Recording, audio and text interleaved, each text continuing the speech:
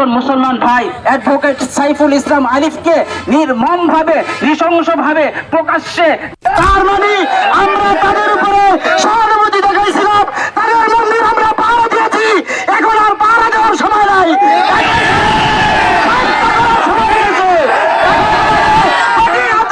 প্রতিরোধ করার জন্য সময় এসেছে।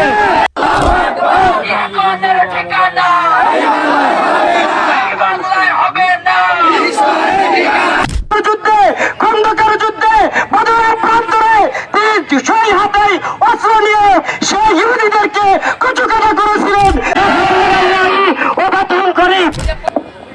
السلام عليكم نحمده ونصلي على رسوله الكريم أما بعد قال رسول الله صلى الله عليه وسلم المؤمنون كجسد واحد إن اشتكى عينه اشتكى كله إن اشتكى رأسه اشتكى كله সম্মানিত মুসল্লিয়ানি কেরাম, রাসূল সাল্লাল্লাহু আলাইহি ওয়াসাল্লাম বলেছেন মুমিনরা হচ্ছে একটি দেহের মতো।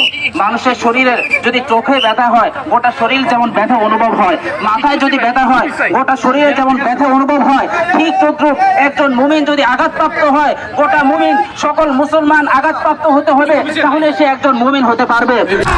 এই পর্যায়ে আমাদের সম্মুখে সংক্ষিপ্ত বক্তব্য নিয়ে আসছেন হযরত মাওলানা